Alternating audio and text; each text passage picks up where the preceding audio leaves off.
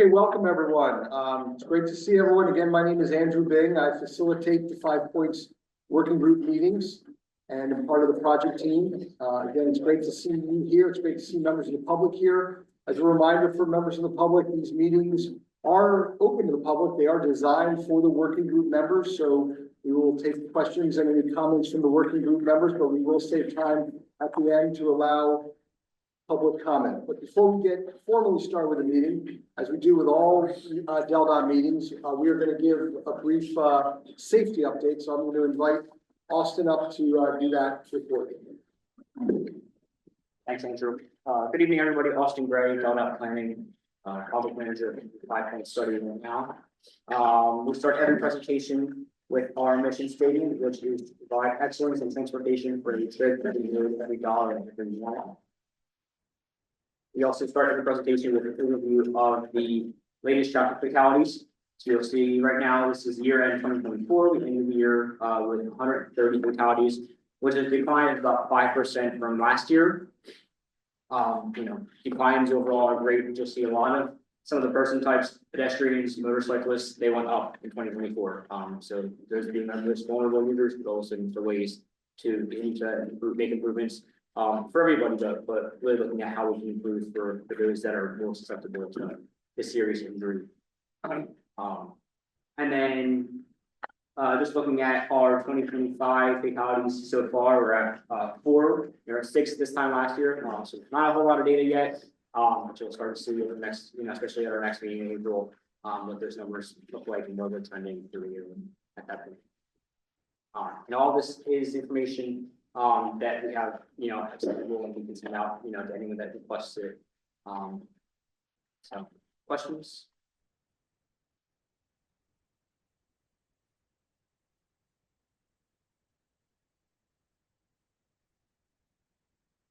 Okay, always important to start there, and we can whatever we can do on our end to try to help and promote. I mean, that's certainly one of the roles we see this group doing, is to just remind people to slow down and get where you're going safely, and if not for your sake, at least for everyone else's sake on the road. So, all right. So in terms of our agenda, we will go and do introductions. We do have a couple new members, which is great as well. But our main focus tonight is going to be, as we normally do in January, at our January meeting, is an update on the Capital Transportation Program, the CTP, kind of the projects that are in this area. We will talk about our statewide development trends and annual report, and then Leah will come up, as we always do, and talk about our implementation plan and the status of that plan. And as I said, we will, if people want to make a comment at the end for the public, we will save time for that. So we are doing a virtual meeting. As we always say, we really do want our working group members, whenever possible, to be here in person. It's a better meeting when you're here. I think there are some meetings that work really well virtually if you're just sort of sharing information, but when you want to have a group dynamic, have a certain amount of engagement, I think being together is beneficial. So I thank you for making that effort to be here. But we do offer the virtual in case someone can't be here in person. Again, for working group members, if you are on, and I'm going to be doing introductions or having you introduce yourself, but if you do have a question, just raise your hand. We will see that and I'll get to you as quickly as we can. And I'm not sure we have any working group members on by phone, but press *9 to raise your hand and I'll get to you. So I am going to go around and do introductions. I will then kind of go over the notebook materials, and we will approve our October 28th meeting minutes. So with that, and what I'd like to do is just have everyone in the room just introduce yourself. There's no reason for us not to know who's here, and including the staff. But I'll start with Leah. Last reminder, if you haven't noticed, it was an eventful year for us. Our owl family grew by 1. So instead of a 1 owl family, we now have 2. So we're very proud of our offspring owl here. But as a reminder, just try to project your voice as loud as you can. We want to make sure people who are not here are able to hear everything. And during the meeting, if you do chime in with a question or comment, if you remember, try to just say your name so that helps everyone know who's commenting. So Leah, do you want to start? Sure thing. Evening, everyone. My name is Leah Casanda. I'm a planner with Whitman Hart and Associates, and we provide technical assistance to Delbot for this effort.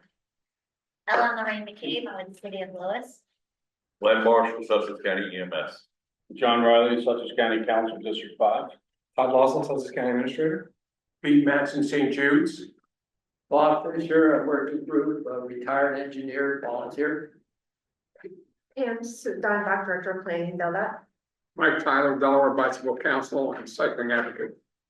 Claire Snyder Hall, State Representative for District 14. And we welcome Representative Snyder Hall. Thank you. First meeting, so thanks for being here. Bill Davis, Sussex County Association of Realtors. Kathy Coleman, Villages of 5 Points. Barry Roth, Delaware Greenways, Historic Lewis Byway. Hey everybody, Scott Thomas with Southern Delaware Tourism. Russ Huxtable, Senator for the 6th Senate District. Austin Gray, Delaware Planning. Good evening, Director Morrison with the Office of State Planning Coordination. Gene Donaldson, Delaware Department of Transportation. Mark Lutz, Acting Chief Engineer at Delta. There's no WRN. Jamie Woods, Sussex County Planning and Zoning. Sir, in the back, just introduce yourself. Terry August, I'm a concerned citizen here of Sussex County with all the growth. Great. Rich Morasso, Milton. Yeah, Pat Torelli. great. Vice President. Kevin County. John Eckenrooth. Great. So again, thanks to everyone for being here. So, We do have Scott Collins and Jane Grubba on the line. great. If you all want to come on quickly and say hi, we'd love to hear from you. I think they're getting promoted now, so they may not be able to speak. Okay.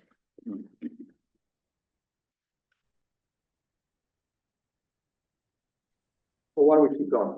Hi, I'm Jane, just saying hi. Sorry, took me a minute. Hi, Scott Collins, from the Gulf of Mexico.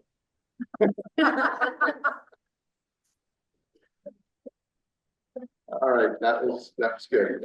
All right, so in your packets that you were given, and by the way, Councilwoman Greenbaum, this is her first meeting. We did have the opportunity also tonight to sit down with Representative Snyder Hall and the Councilwoman just to kind of give them a little onboarding to the 5 points process, some of the history, kind of how this group operates.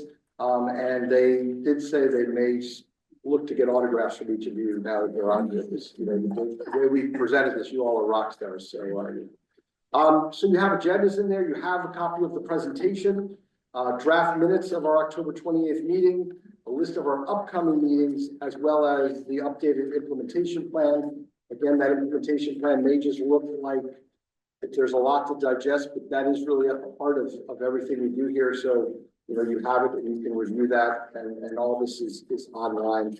But I do want to go to the October 28th, 2024 meeting minutes and see if anyone had any questions or anything before I seek a motion to accept them. Page 105.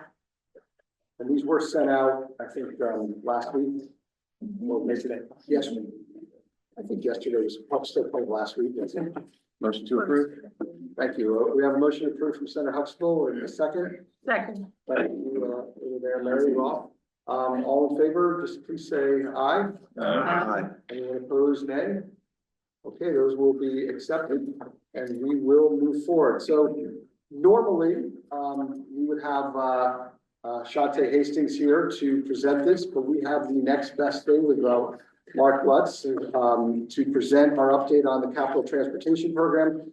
For those of you who don't know, Shante has been nominated to be secretary. She has her hearings, I think, tomorrow, so she's preparing as she should be. But there's no one more knowledgeable about all this stuff than Mark, so we're gonna have Mark lead this presentation. And again, if you have a question, raise your hand and we'll get to it. There's a lot to get through. We're not going to rush through it, but we're also not going to spend too much time on any one thing unless there's some questions. So, Mark? All right, thanks, Andrew. Yes, there's a lot to get through and I'm probably going to go pretty fast. So if you need me to slow down, I can, but in general, I think you're probably pretty familiar with the projects that are going on in this area, so it's really maybe more of a schedule update is probably the main thing, the main information that might be new. Before getting into the projects, I want to talk a little bit about the capital transportation program and plan. So the CTP, the main moral from this one is that we have it in front of the Federal Highway Administration and the Federal Transit Administration for approval. And so hopefully we'll get that done quickly, and then and that will be adopted. And then we are right back into the cycle again, and early next year, we're going to be, or early this year, it's not next year anymore, early this year, this spring, we will start the kickoff the 2732 CTP. Like a whole lot of the stuff that we have, we have a lot of this information online, so of course, the full CTP, the draft, the implementation plan, and all that other great stuff is all on the Del.Dot website. And, you know, as Mark starts to introduce all this, you know, this is the time for both you and everyone who's a member of the public to be actively involved in. If there's things that you want to see, share that, talk with your elected officials. This is the active time for you all to, you know, if there's something you care about, speak up and advocate for that. Great. Thanks, Andrew. And then still sticking with the theme of the Del.Dot website. So the project portal on the Del.Dot website. So if you go to del.dot.gov and there's a right in the middle, there's in the main page, there's a little traffic cone that is our projects. That's our project portal. You can come in, you can search for projects on the map as shown here, and then click on it and get more information, or you can put in the search section. That's what I use all the time. I just start typing the name into the search, and the projects will pop up, and then you click on them and you'll get the latest and greatest. We spend a lot of effort trying to keep this information as up to date as possible. So right, you don't have to wait for a meeting or anything special. We have a whole lot of information online. And just from looking at the dots on the map, you can see there's a whole lot of projects going on in this 5 points area.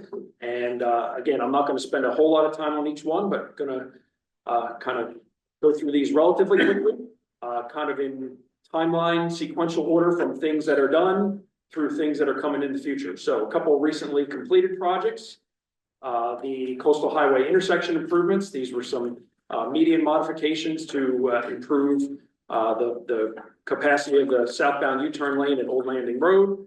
That was wrapped up for the summer. So there's just a quick graphic of that. Relatively small improvement.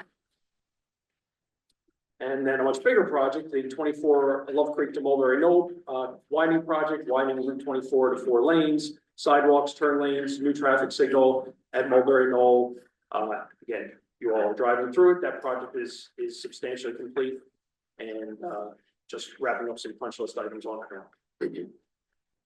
That's just that's out there by the Love Creek and the schools out there. Graphic. All right, moving on to projects that are in construction. So Plantation Road improvements, the phase 1 project. As I think you all know, it's most of that job is done. We still have the final paving to get done. That's on hold given the weather this time of year. So we will be back in the spring with lane closures, mostly at night, to get the final paving and the final striping done on that job. But that'll be wrapping up in the spring. Question. Yeah, Mike. Are we gonna save the silos there, plantations? Which silos? Yeah, you know, there's sort of a historic element there. Are we saving that? Lighthouse. What silos are you The referring to? big silos right at the Right by entrance of Plantations the East. plantations. Yeah. Are they still there? I'm Yeah, not sure. they're still there. Okay. Yeah. There's work that's being, Sorry, good. Senator Huxtable? so there is work, that's the next phase. But there is, I think, some modifications to the plan that would save those silos. Todd, did you want to add something? Okay. Good. Thank you, because I wasn't sure which silos you're talking about. Thanks. And I will get into the phase 2 project later on in the presentation. All right, great. Next up, we're calling this in construction basically because we have advanced utility work ongoing. So that's kind of it's, even though it's not the DelDOT contractor, it's work that the public sees. It's a lot of times, there's no, at least from a public perspective, there's not a differentiation between, utility work and DelDOT work, but utility work is ongoing for that job. That's gonna go through at least the end of the year. It could blend into early 2026. But then the main, road project, realigning the intersection, and installing the roundabout and the other parts of the road project, that should, begin, early 2026. So, And go through 2028. Your Bill Davis? so Bill Davis, so as that's mapped though, that's all gonna be completed as of right now for 2028 is projection. Yep. Yep. So when we start is gonna depend on how well the utility relocations go, and that can be challenging sometimes. So we are hopeful that they're gonna move ahead and stay on schedule, and again, hopefully by this time next year, we have the actual intersection project in construction. If the utilities get delayed, the road project's gonna get delayed. Mark? Mayor, do you have a sense of whether utilities is on schedule now? Right now they are, but they're still early in the relocation process, so there's still a long way to go on that, for that project. Hey, Mark. It looks like there is a right in, right out to the pharmacy and the car wash. Is that right? Is that correct? So anyone driving west now out of Lewes, how do they get to the pharmacy? They have to go all the way around the back? I think they would have, so that, yes, the right in, right out, that's what's on the plans, and that's what we've presented to the public and to the area property owners. So yeah, I think going around through the roundabout and up, up the back way would be probably the way for them to get in most conveniently.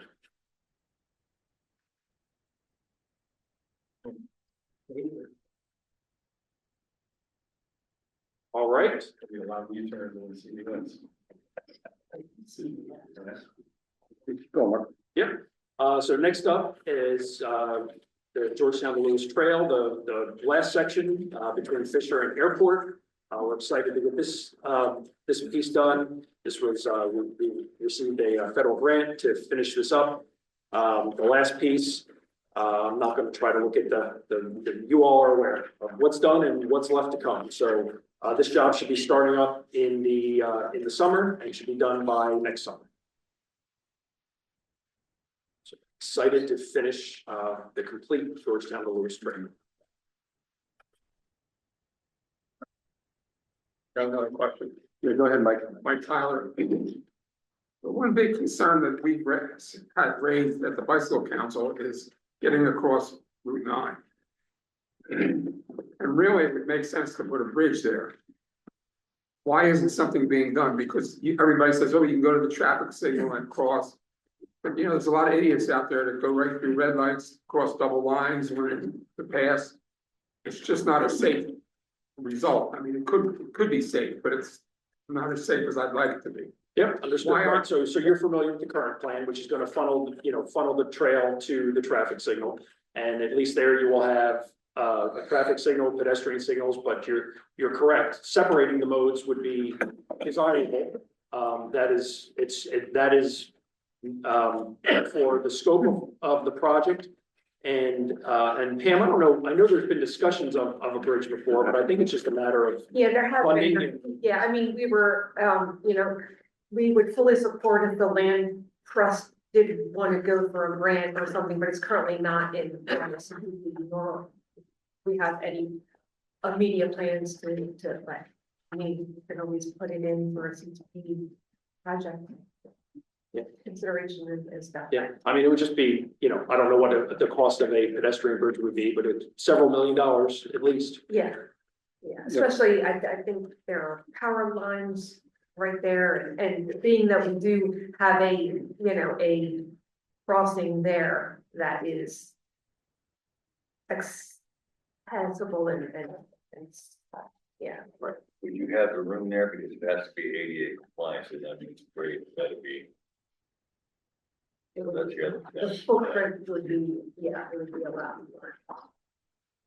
And again, I'm just, I have one of my team members monitoring the call. Everyone needs to speak up and really project. Try to speak to the person on the other side of the room because people are having trouble hearing. Bob, I think you were next. More than 5 years ago, Bob Fisher, more than 5 years ago, there was an investigation I thought Delaware was involved with. Someone no longer, a government official, no longer on the working group, and I was supporting that person for low-cost bridge technology that would be much less expensive than what you might normally think. Now that still begs the issue of the real estate work, but did that work just die out?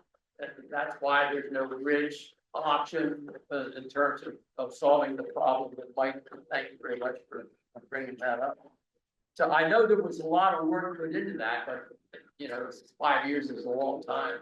I'm not familiar with that work or if any of our structural engineers. About it. I'd rather talk to you all about it. I just wanted to know whether you knew about it or not. I'm not familiar with it. I don't want to keep extending this conversation, but the God people at Bayview, wherever build a bridge right Route 24, no problem.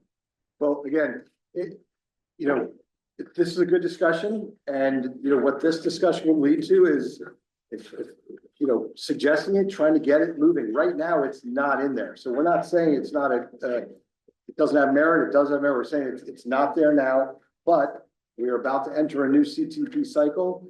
This is something that this group individually or a collection of you could try to push forward and promote.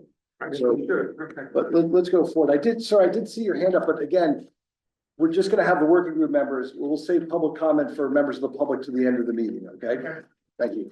And just for the new ideas, so again, starting the new process up this spring, will be fall hearings or workshops with the Yes, public? probably in September. Okay, so, but before then, we're gonna be coordinating with the county in Sussex and the metropolitan planning organizations in the parts of the state that have that, so, formally from us, it's gonna be in the fall, but you can start reaching out to, in this case, Sussex County with ideas like that.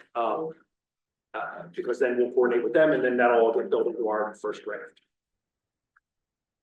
All right, moving into projects that are currently in design. So Route 1 Cave Neck grade separated intersection. Again, I'm not gonna spend a whole lot of time on the actual design details. The main story here is that we're finishing up the right of way this year, and we hope to be in construction by next summer. And that should be complete. That should be about a 2-year project completed in 2028. So it's just a graphic. Again, hopefully I presume you are, I suspect most, if not all of you, are pretty familiar with what we're doing on these jobs. And anyone else here and say a 2-year project that's, gonna finish in 2028 and say, how are we already at almost 2028? But that's a whole other story. Go ahead, Bill, and then I'll come back to that. So Bill Davis again. So I know your next topic is going to be the Linus Tunnelway, and both of these will be in process of construction. One started a year earlier, but they're both going to be in 2026. So have they looked at how much impact that's going to have through the traffic in those areas? Yes, So even just talking about the 16 intersection. Right, so we are still actively discussing how the projects are gonna, how the traffic flow is gonna be. Particularly starting in 2026, when you have several big projects in this area in construction at the same time, presuming that we can keep our schedules and something else doesn't fall behind. I should say, I probably don't need to say it out loud. It goes without saying, everything I'm telling you is what we know right now, right? Things happen, just like, again, the utilities could get delayed. The biggest things in our world that end up delaying projects at this, and when they're in the design, is the environmental approvals, the right of way, and the utilities. So it's not all, it could be other things, but usually those are the things that, and to get all three of those things to line up properly is always a challenge, and sometimes can lead to project delays. So some of these could slip. We hope they don't. We are, we want to get these projects done and on the street. So, but no, we are actively working internally for now, and then we're going to be reaching out to others in the county, emergency services, to talk about how the puzzle pieces are gonna go together during construction for all these projects. All right. Next up was the minus Conway grade separated intersection. This one, the design is complete, and in fact, it is actively out to bid right now. So if you would like to bid on this project, go to the bids.gov, or whatever our bid website is. They're due at the, I think, February 25th. And so this project should kick into gear later this spring. And this one will also is scheduled to be complete in summer 2020.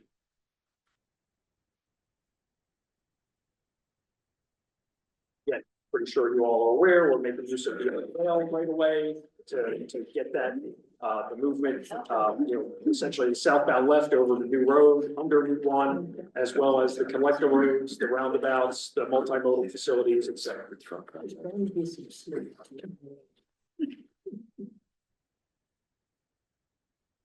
Okay, next up, I think probably the last time I was presenting to this group was talking about the various crossovers between Route 16 and 5 Points.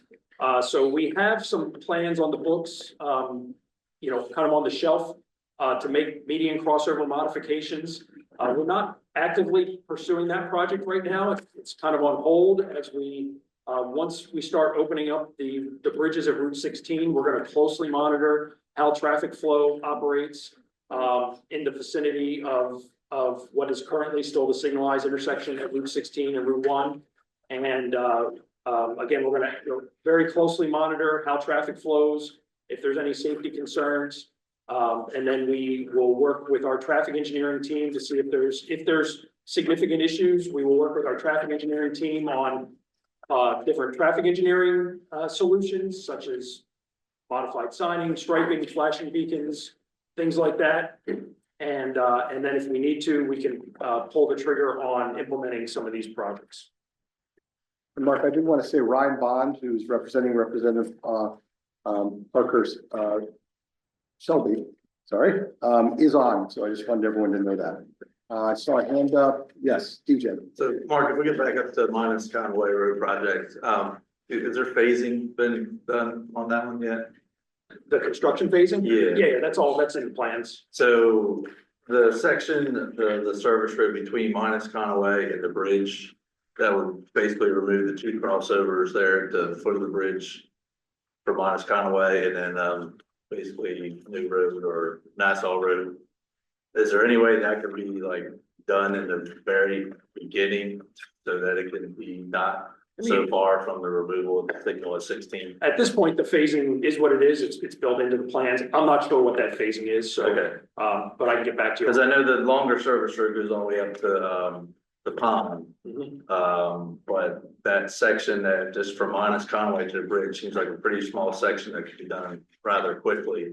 So I can get back to you on what is in the plans. The other thing that happens often is once we get a contractor on board, they might have a different idea of how to build a project than we do. And so we accept their ideas and we'll consider, the pros and cons of modifying the phasing, but I'm not exactly sure what the phasing is on one. Because those are 2 of the biggest problem crossovers there, and just getting under that bridge would allow, even if they still don't have an off ramp up by the pond, they could still come off at minus Conway there and then get there. No, I can get back to you on what the actual phasing is. Okay. And Thanks. go from there. If I could add, Mark, we did have Brian Barron with us at our last meeting, who presented the displays for this and an audio, so the recording from last 5 Points meeting should be pretty good. Did he go through the phasing? He did. Okay, I can listen to that. Good. Hey, Mark. Can you go back to the previous slide? And this is Todd Lawson. Yeah. Oh, let me yell. So this group talked about these 2 improvements at Hudson Road and Eagles Crest, I guess that is. You remember years ago, right? And it was identified as one of the most important safety concerns that we had in the area. So I'm concerned to hear that we're going to continue to wait and monitor until the 16 overpass is done. I'm not an engineer. I don't know how much these things cost. I don't think it's a very expensive fix between those two. And it was one of the highest safety priorities we had that came out of this work that was years ago. And I continue to see accidents, especially at the Hudson crossing at Route 1. Yeah. And those accidents are not good accidents, they're bad accidents because they're high speed. So I'm just voicing my comment that waiting on 16 for what I think would be somewhat of a minor, I use that in quotation. In quotes, yeah, I don't have the cost estimate in front of me, but it's several $1 million. Again, they're not as big as the GSIs. Yeah. But they're still, they're not trivial either. So That's several $1 million. between both locations as well as some of the crossovers in between, yeah. Now, again, you don't necessarily have to do everything. You could scale back, you could do smaller pieces, so. Just concerned that I don't know what we're gonna see in as far as vehicular patterns crossing Route 1 at Hudson Fields. I don't know that that's gonna change at all for the Brock Hill light. And the more that we wait, the more concern I have that these safety issues won't be addressed. So just raising that comment.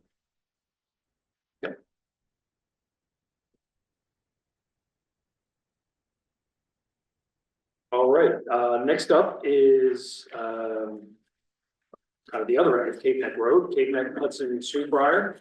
So this project is, fast, what's the acronym, Todd? Oh, boy. There's an acronym. It is an acronym. I wish we hadn't chosen that. We're redoing it. Yeah. So, We're certainly rethinking it. well, I think it's so it's farther along. assistant for safety and transportation. So it is much farther along than if we didn't have the agreement between the county and the state. This project was much farther out in the CTP, and with the county fronting the money, that let us get going on design several years earlier than we would have been able to otherwise. So the project is moving along. The design is in very good shape, and right-of-way acquisitions are underway. We're still saying construction completion is TBD because of all the other things I was complaining about earlier, that there's several unknowns of how long it's going to take us to get through the right-of-way, utility relocations, and then, getting a contractor on and going from there. But we are pushing this one hard through the right-of-way process so that we can hopefully get to construction in the not too distant future and get this project open to the public.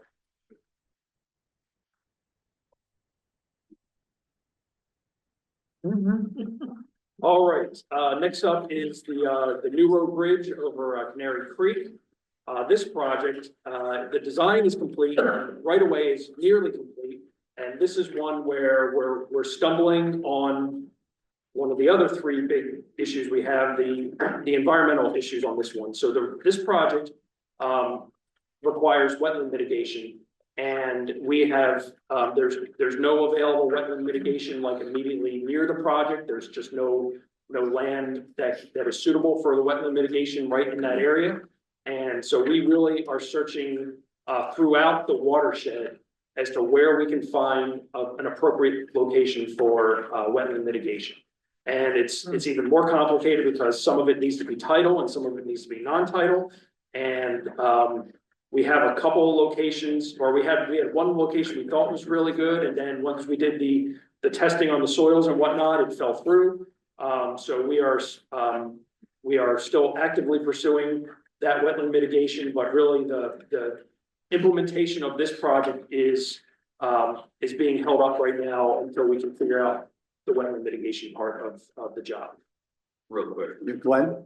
Glenn Marshall, Sussex County EMS.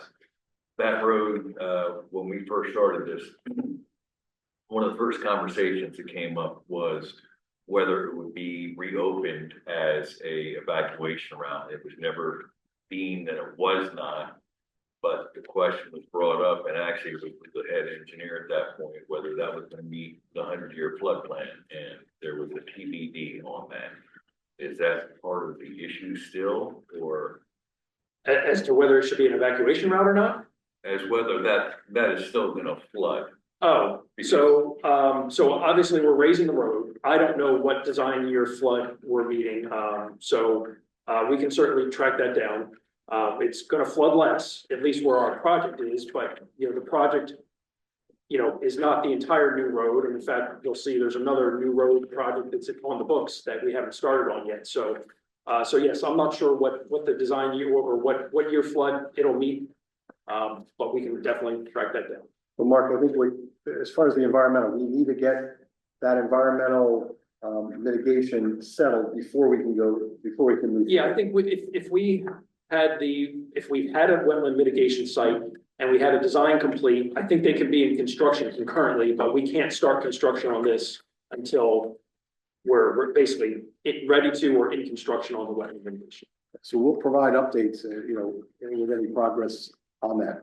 Senator? Yeah, how far away, when you do wetland mitigation, can you look? What's the? Yeah, it depends on the watershed, and then there's different types of watersheds. And so exactly where we can do the wetland mitigation on this one, that's another one. I'd have to get the maps out. So I can't remember which type of watershed it is, but it can be a fair distance away, but we've been scouring that watershed for available properties. That's the other thing, is that, you know, we're trying to find a property that either the state owns already and isn't being used, or somebody's willing to sell. We've historically not utilized our condemnation powers for something like wetland mitigation, because even internally, I think legally we can. I think there's some court precedent on that. But it's hard to tell somebody that we have to take your property when there's potentially hundreds of options. It's just but finding those options, and again, finding a parcel that's available, that somebody's willing to sell, and that meets all the hydrologic requirements of the wetland mitigation. That's the challenge. All right. Can I just a follow up to that one? Yeah, Mary, go ahead. So for the bridge, is the funding in place for the bridge? And a follow up to that would be, is there any expiration for that funding that, because this has been at it for a bit, so if the wetland mitigation isn't successful in whatever is a period of time, where's that bridge funding? So most of our bridge projects that are like this one are in one larger pot of money. We call it a group project. So it's really that our bridge reconstruction and rehabilitation projects are generally managed within that pot of money, and we have some good flexibility in moving projects around. So every time this project gets delayed, we're just filling in something else ahead of it.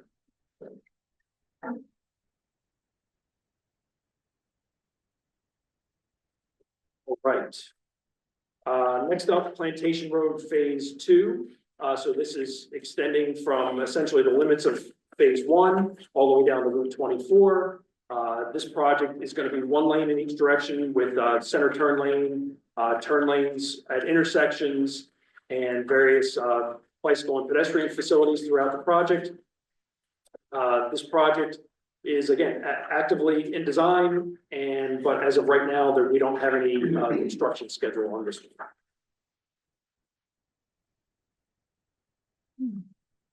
The US 9 widening from Route 1 to Old Vine Road. The goal of this project is basically going to be to widen Route 9 to 2 lanes in each direction. Again, out past the vineyards there. This project is again moving ahead pretty well in design, and we hope to be acquiring right away this year, starting to acquire right away this year.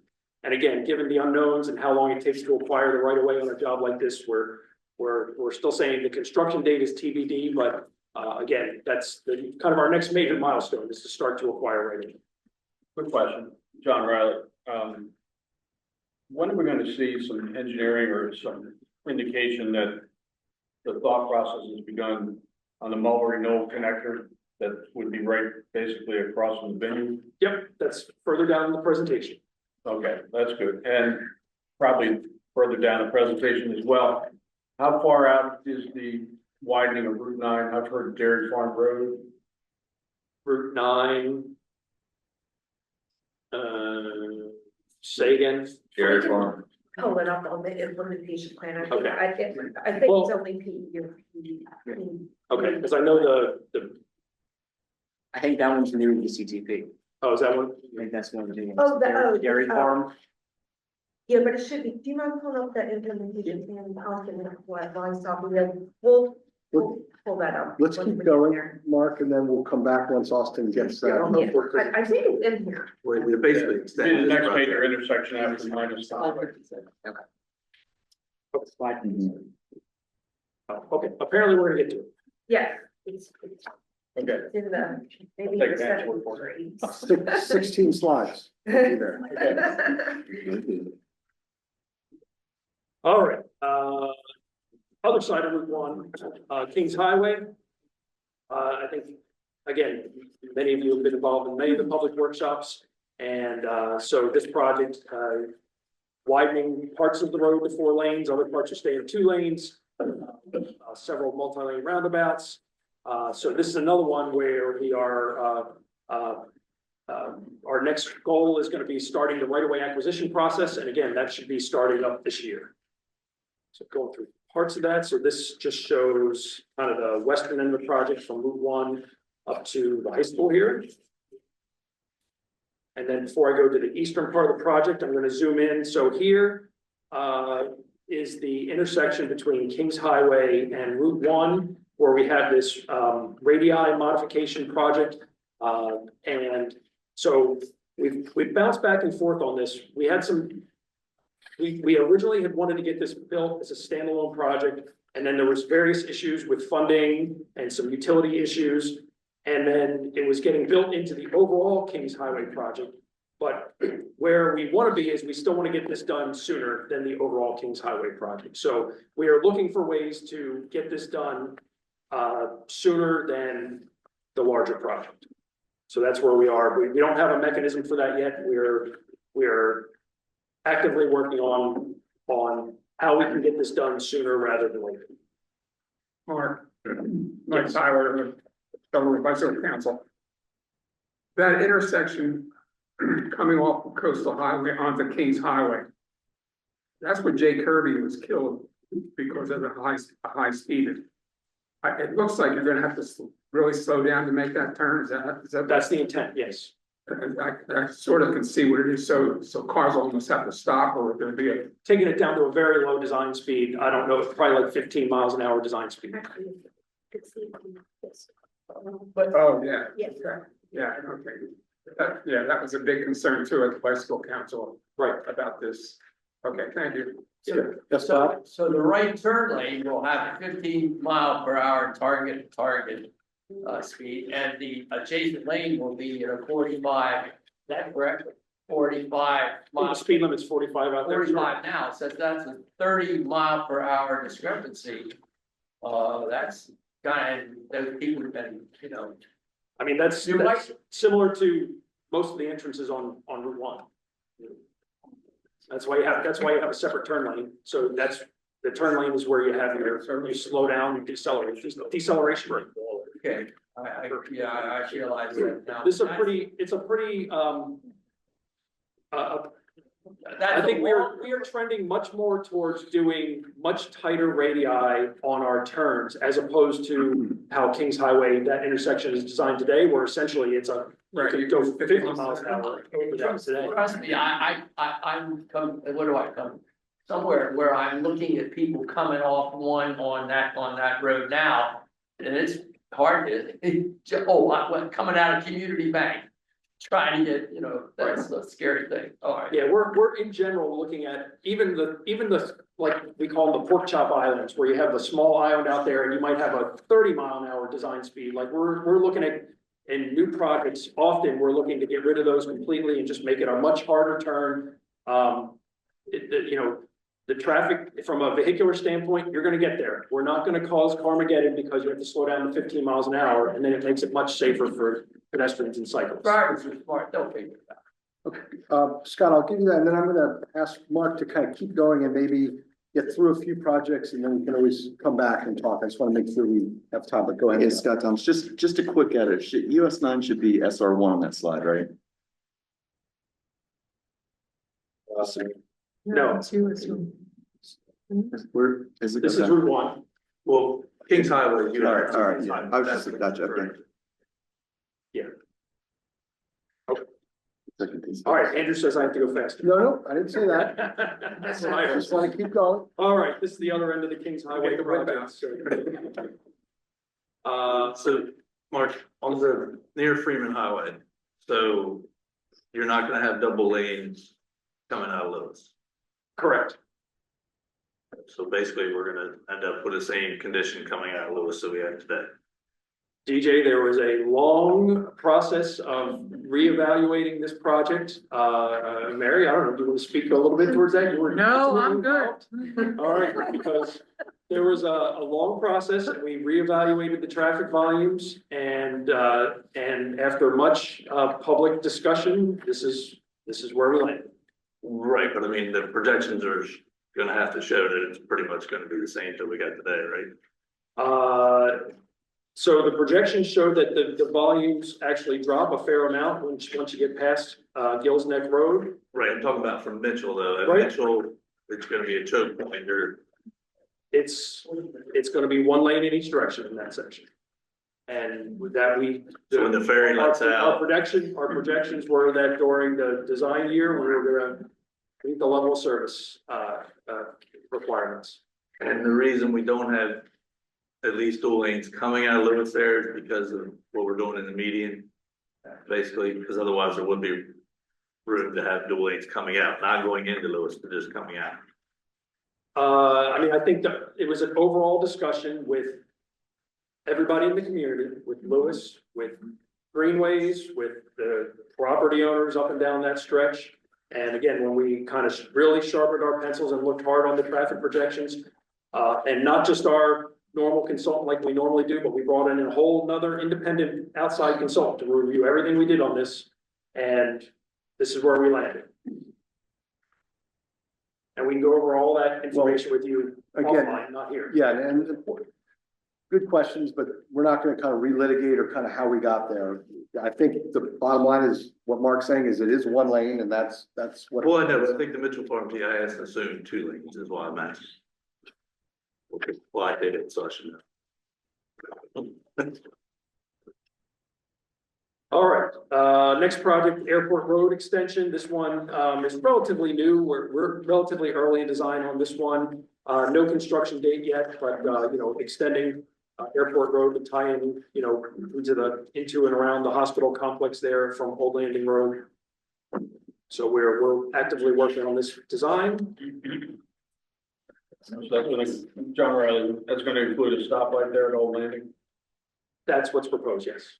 Hadn't heard that. Okay. All right, and then that wrapped up the projects that are actively in design. And so moving on, these projects, I'm gonna go through even more quickly because they're all in the CTP, but we haven't started design on them yet. I take that back. We had started on the design of Old Landing and Warrington, but we had put this on hold. That was our agreement with the community. Until we open up the airport road extension, reevaluate how traffic flows through that part of the area. And then that will reevaluate whether we need to have a project at Old Landing and Warrington at all. So is a signal not being discussed there? Nothing's being discussed there right now. Okay, but it just says roundabout, so. So I would say, once the airport road extension is completed, we would reassess whether there's a need for a project at all. And then if there's a need for a project, we would very likely go back to the drawing board of whether it's a traffic signal or a I think there's like $750,000 in developer money dedicated to signal improvements there. All right, and then Shady Road from Plantation to Route 1. I believe that it was either a recommendation or certainly discussed in this group and also came out of the Henlopen TID. So turn lane, sidewalk, shoulders for all modes of traffic, not yet started yet. Funding is currently shown to start in fiscal 28. Beaver Dam Road widening, sir, was this the one that you were also asking about earlier? I'm interested in this as well. Okay, so this one, Beaver Dam Road widening from Route 1 Dairy Farm Road. Funding is currently scheduled to start in fiscal 26. So that'd be 4-lane? So that was the recommendation coming out of the TID. With just the Dairy Farm Road. Yes. I thought that was supposed to be extended to Kendall Road. Kendall would be better. I mean, honestly, once you get into design, those kind of just like we were just talking about on Kings Highway, where originally we thought part of it was gonna be 4 lanes and we ended up with 2. This one, yes, we would look at Well, I think what Sarah the said, appropriate limits are. I thought Sarah Cody said that they were looking at that. We can get back but regardless, through this, there's still, your process will allow these slight modifications that Mark's talking about, so, but we don't have a time on this, right now? Design, starting in 26. 2026, got it, okay. And then Mulberry Knoll, I think we were talking about, so Mulberry Knoll extension. This one, again, I think you're all familiar with, funding is currently scheduled to start in 28.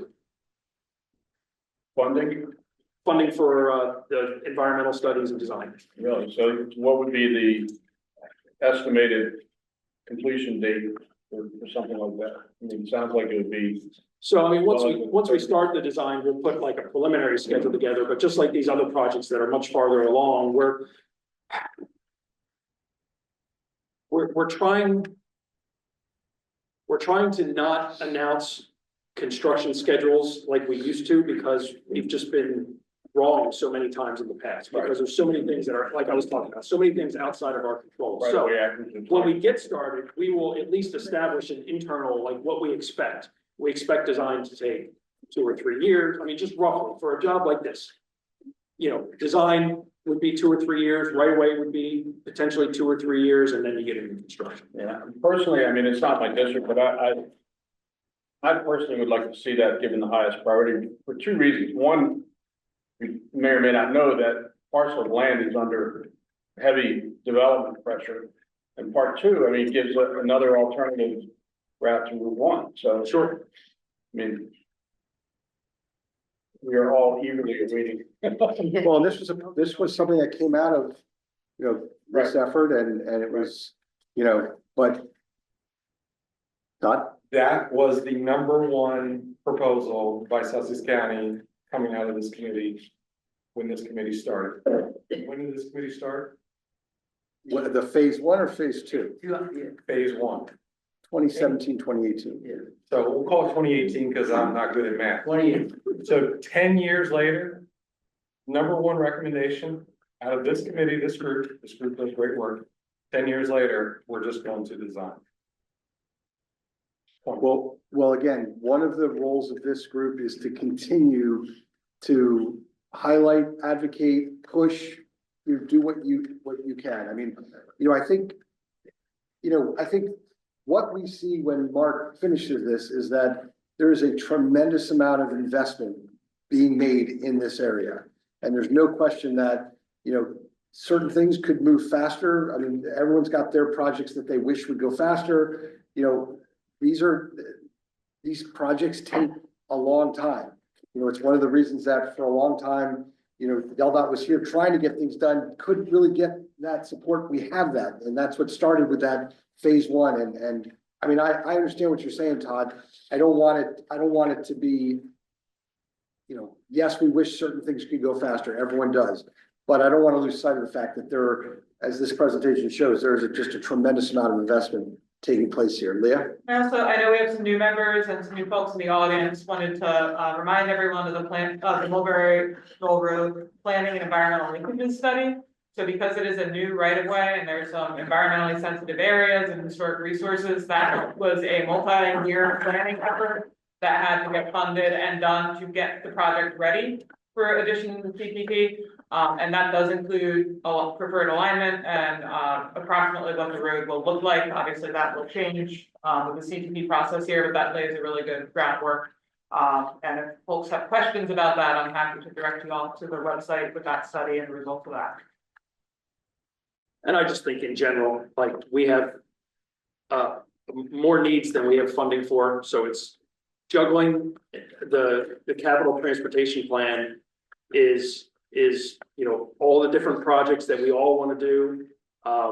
Trying to figure out how the funding fits together into our constrained budget, as well as you know, most if not all these projects have federal funding involved, and that just adds to the complexity because some of them are on, you can use different kinds of money in different kinds of projects, and that all at the end of the day has to balance out. But your point is well taken. All right, let's keep going. Postal Lane from Route 1 to Linden Lane. This project, again, turn lanes, shoulders, sidewalks, bicycle lanes. This was also a recommendation of this group, and designs recommended to start, currently planning to start in 28. And New Road. So this was the parts of New Road that won't otherwise be impacted by the other projects that have been in the area, whether it's the developer project with the roundabout or the New Road project that I was talking about earlier. This would kind of improve and follow the recommendations of the New Road Master Plan with shoulders and multimodal facilities.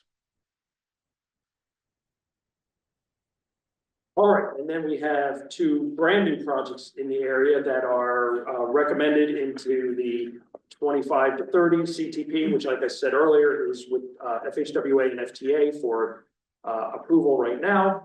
One is Hudson Road between Route 9 and Route 1, improving shoulders, turn lanes, and again, multimodal improvements along that corridor. And the other is Route 9 from Old Vine. Okay, this is what we're asking about. That's why I was missing it, because this is brand new. It's not even approved yet. So this is likely continuing the widening from the project that I talked about earlier out to Dairy Farm. Yeah, and again, just me, you know, pushing and advocating, you know, but it's heavy development pressure there. I ended up owing Shantae a cup of coffee for some remarks I made at council. But I meant, you know, to highlight the fact that, you know, the development is coming. There's limits on how much we can condition it or delay it. And it's just going to be an issue for a long time if we don't react. Mark. Yeah, go ahead, DJ. So Minus Conaway Road is really not that far from Old Vine Boulevard, and what he's saying with North Point development, would it be possible to extend the limits for the phase 1, basically the 9 widening to Minus Conaway?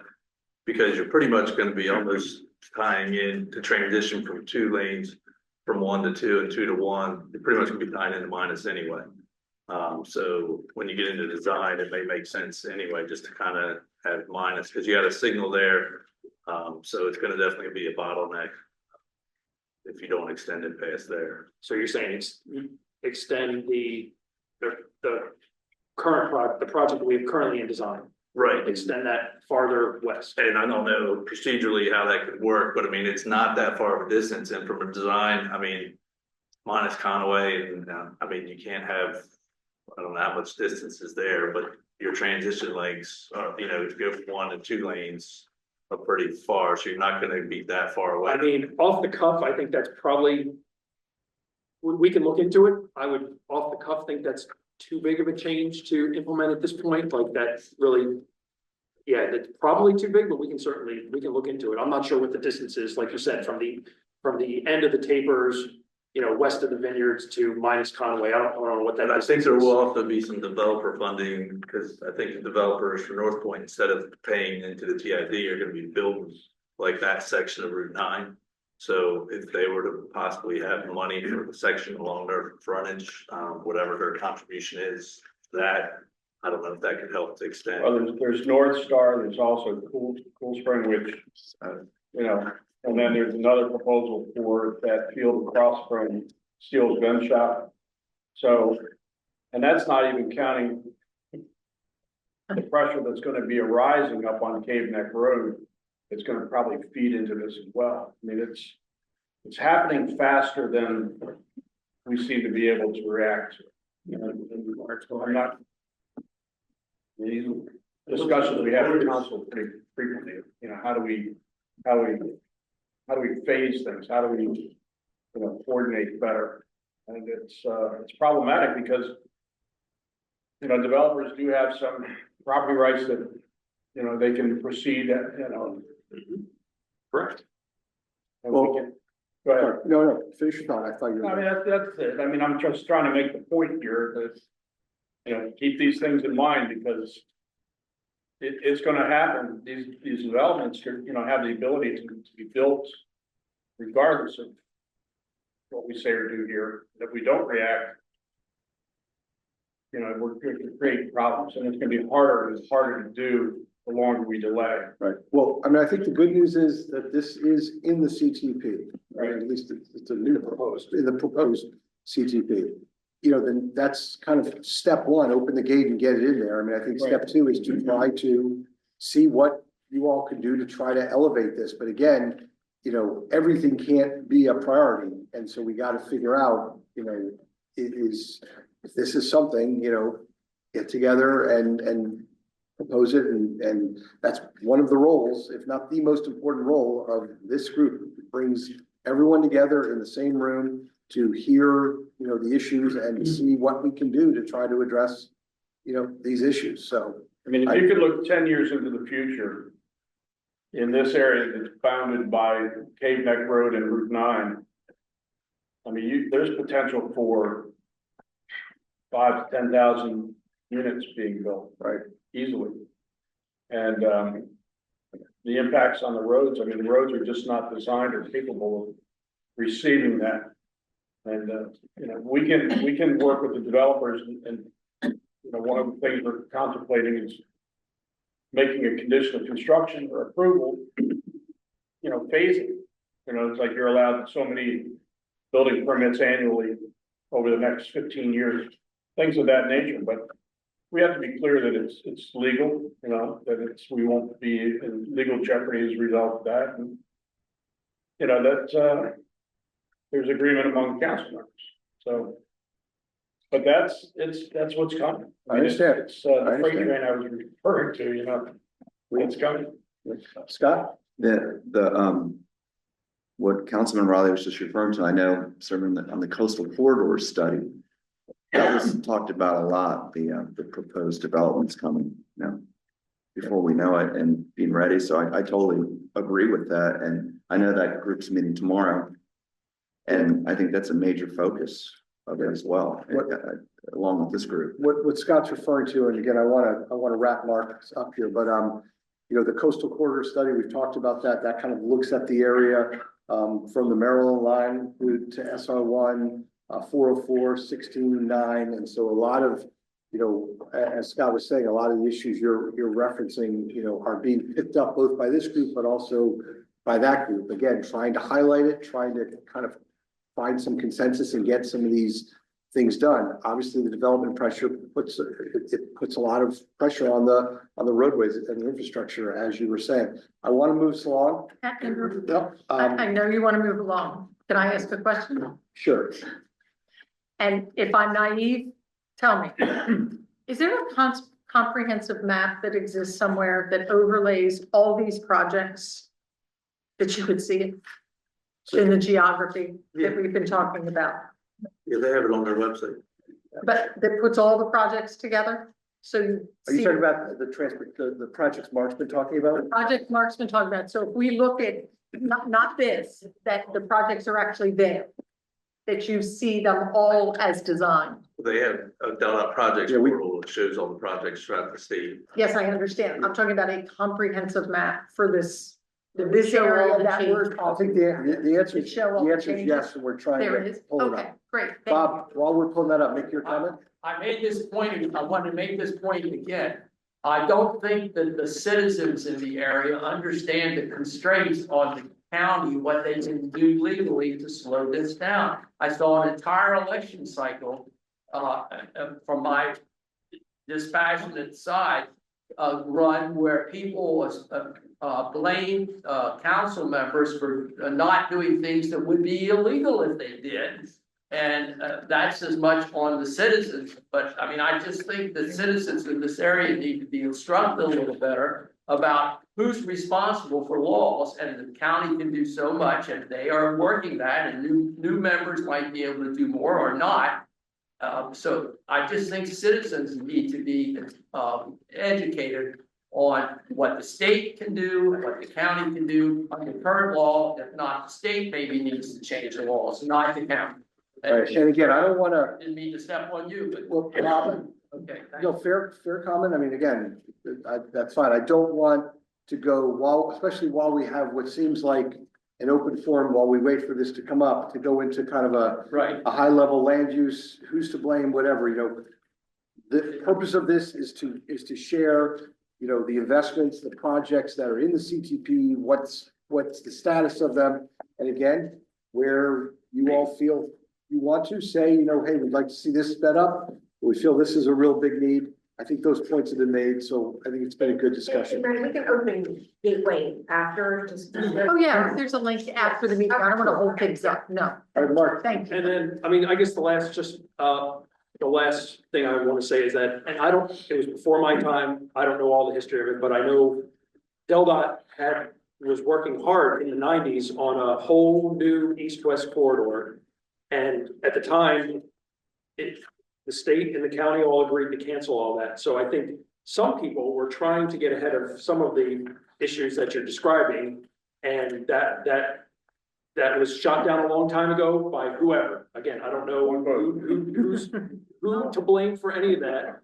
Or if it properly was shot down, and now we are where we are. Well, and that's what, you know, finally we kind of came together with the first iteration of this working group, where we got everyone in the same room, and there was agreement, we need to get stuff done, and it's never as fast as people want, but I mean, I think a lot is happening, and there's a lot of investment in this area that, you know, wasn't always the case, not because DelDOT didn't want to, because there wasn't a lot of consensus and elected official support. Again, we're going back decades now, so. All right, that's all I had. So I'm gonna now ask Dorothy to come up and go over the next section. So Mark, thank you for that. Thank you. And again, we may have time at the end for additional questions. We'll see, but Dorothy Morris, go ahead. Good evening. As I said, I'm Dorothy Morris. I'm with the Office of State Planning Coordination. And my job in that office is the circuit rider planner for Sussex County. So I work with the county and the towns as anything land use related, basically. But I want to give you a little overview of our office and some things that we're working on. So we were established under Delaware Code. We are the Office of State Planning Coordination. We are under the Office of Management and Budget for reasons that make sense, because land use is related to the budget, of course. We also work very closely with the Cabinet Committee on State Planning Issues, which I'll explain in a minute. Our guiding document is the Strategies for State Policies and Spending. There's a couple other things that we do in our office, which are very important. We do the preliminary land use service, which I'll explain in a couple of minutes. And then we do work with local governments to review the comprehensive plans, which are required to be certified by the state. And our tracking document, every year for the Cabinet Committee on State Planning Issues, we do the annual report for state planning coordination for the government. So with that, we were established in the 1990s. Our mission, as you can see, is a continuous improvement of the coordination and effectiveness of land use decisions made by state, county, and municipal governments while building and maintaining a high quality of life for the state of Delaware. So big job there that we have. And it takes everybody in the same room to do that. Our staff, we have 6 members, including 1 circuit rider planner for each county. Again, I'm for Sussex County. And we also do staff the Cabinet Committee on State Planning Issues. So the Cabinet Committee on State Planning Issues right now is 6 members. It's DelDOT, it's DENREC, and I'm probably gonna forget one, but it's DelDOT, it's DENREC, it's Department of Ag, it's Delaware State Housing, it's Small Business, and it's our office. The governor can add secretaries to that, and in the past, we have had as many as 11 members. Right now, we're at 6. So their job for Delaware Code is to determine the most desirable pattern for land use, to track the major circulation patterns for transportation and communication facilities, the need for location of major public and private work and facilities, land use planning actions subject to review and comment for the state code. They are required to prepare the strategies of state policies and spending document, which I'll discuss in a moment. It did begin in 1999, and they are required to update it every 5 years. And then other responsibilities such as the downtown development district, which if you're not familiar with that, that is something that the state does. A town can apply when the governor opens it up. We currently have 12 downtown development districts, and we work with the towns to get money back when they build within those districts. So I encourage you to look that up on our site. It's a very, very wonderful project. So strategy, state policy and spending, as I said, it was created in 1999. It is updated every 5 years. The last update was in 2020. The purpose of the document is primarily a policy guide. It summarizes state land use goals, policies, and strategies. It is used by all state agencies. It directs state spending that supports the most efficient use of state resources, both including fiscal, physical, and natural. Spending allocated is based on the investment levels 1 through 4. And I just want to note that we are updating the strategies this year. I do not have a timeline on it, but I can tell you, please visit our website, visit the state strategies page, watch the public calendar and our website. We will be having public meetings. We want public input. We will be meeting with the counties, the towns, and the public to make sure that this document is we hear from everybody as we update this document. Okay, there we go. So to the levels up. I'm gonna stop this, so. Sorry, I think I hit too many buttons. All right, well. So the strategy of state policy and spending is broken down into 4 levels. We have wonderful videos on our website. Again, I encourage you to go and visit that website, watch the videos. I'm gonna give you a really quick overview of the 4 levels here, but I encourage you to go watch those videos and learn everything you can about state strategies. But level 1 is basically in downtowns and growth areas. Level 2 is the same. It's downtowns and where infrastructure and redevelopment is where we're going to spend money on infrastructure and redevelopment. Level 3 is sort of outside of towns, maybe the suburban, what many call the suburban areas. It could also be areas that have environmental features or historic preservation features, something that brings it down from a level 2 to a level 1. There might be something on that site that we want to save.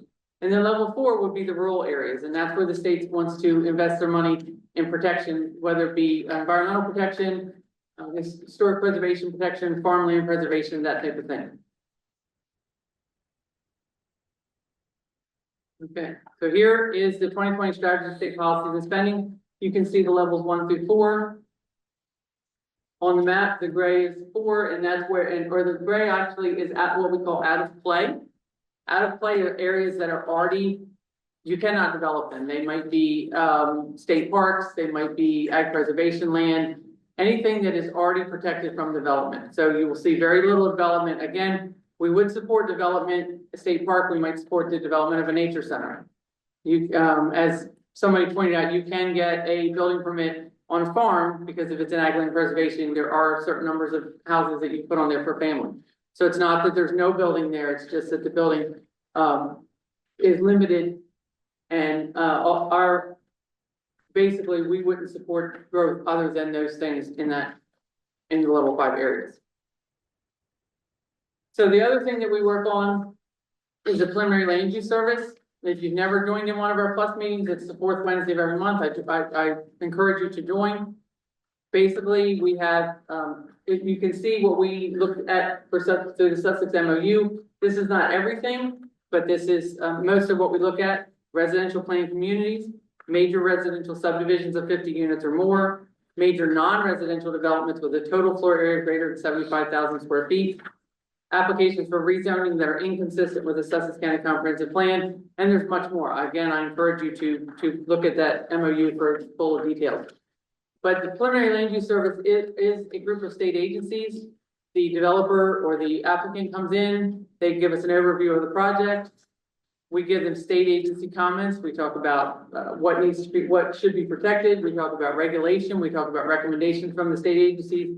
So that when a developer goes to develop that site, they know what they're looking at, they know what permits are needed, they know where maybe areas they should maybe stay out of and areas that would be good to develop.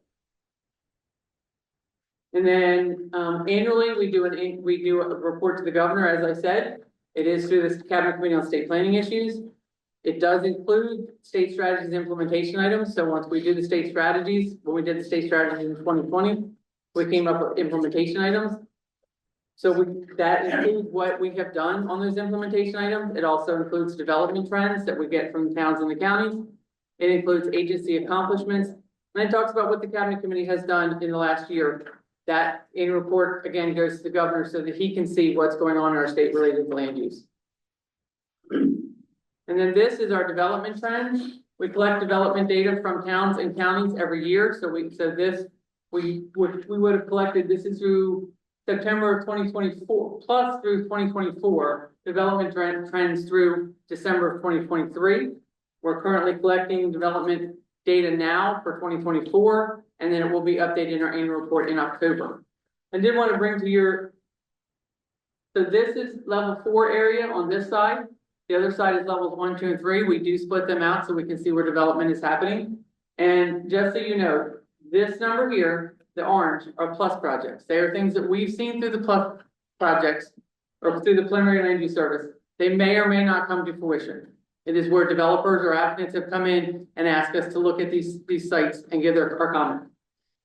The green are residential and non-residential development applications which have been approved by the county, that is, and the towns, which that is information that we've gathered. And then the top are building permits that have been pulled. So those are more than likely going to happen. I'm sure that there's probably a small rate of people that pull building permits and don't actually build, but it's probably very small. So that gives you an idea of what you're looking at in these levels. And if you, again, it's really hard to see here, but if you go to our website, you can zoom in and you can see certain areas and what's building. Yes, Todd. That's great. I'm glad you clarified the colors because I wasn't quite sure. So is this residential building permits? This is both. So you can see this is non-residential and then that's residential. Got it. Yeah. So it's broken out on each one. Okay.